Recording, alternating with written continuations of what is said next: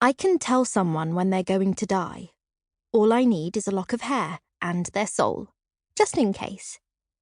That's the job of a Somniatis witch, tied to the king with magic steeped in death.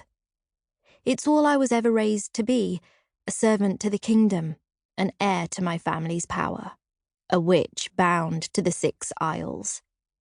And because of it, I've never glimpsed the world beyond the floating mountain this castle stands on. Not that I'm a prisoner. I'm King Sereth's ward, and one day I'll be his most trusted advisor. The right hand to royalty, free to go wherever I want and do whatever I want, without having to ask for permission first. Just as soon as my mother dies.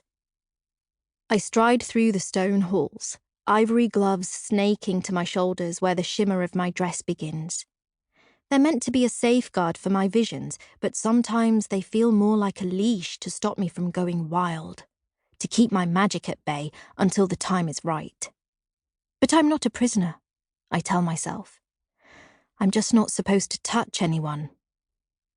Outside the grand hall, a line of people gathers in a stretch of soon-to-be corpses.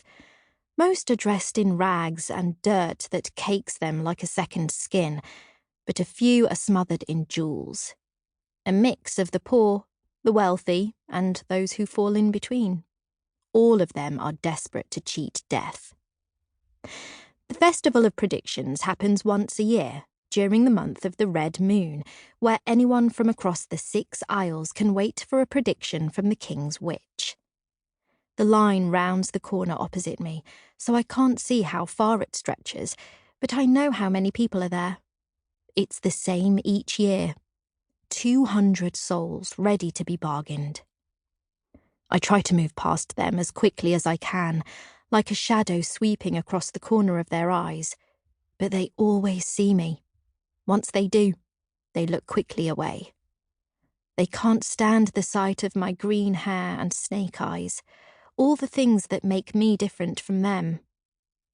They stare at the floor, like the tiles are suddenly too interesting to miss, like I'm nothing but a witch to be feared. I'm not sure why. It's not like I have that much magic in me yet. At 16, I'm still just an heir to my true power, waiting for the day I inherit my family's magic.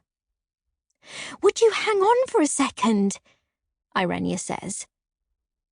The apprentice dressmaker, and the only friend I have in this castle, heaves in a series of quick breaths, running to catch up with me as I finally come to a stop outside the grand hall. She smooths down my dress, making sure there are no wrinkles in sight. Irenia is a perfectionist when it comes to her gowns. "Quit squirming, Selestra," she scolds. "I'm not squirming," I say. "I'm breathing." "Well, stop that too, then." I poke out my tongue and start to fiddle with my gloves, pulling the fingertips up and then pushing them back down so the fabric rubs against my skin. The repetition is soothing. It stops me from overthinking everything that's about to happen. I should be used to all of this by now, grateful that I've been allowed to stand by King Sereth's side for 2 years, gathering hair and watching as people from across the islands filter in to seal their fates. I should be excited for the festival and all the souls will reap, to watch my mother tell death's secrets as though it's an old friend. I should not be thinking about all the people who are going to die. "We don't want you coming loose during the first prediction," Irenia says. She pulls the strings tighter on my dress, and I just know that she's smiling. "Imagine you bend down to take a lock of hair and your chest falls out." "Trust me," I gasp out a breath. "I'm not bending anywhere in this thing." Irenia rolls her eyes.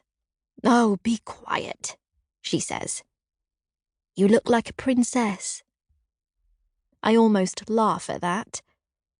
When I was young, before my mother became a stranger, she'd read me stories of princesses,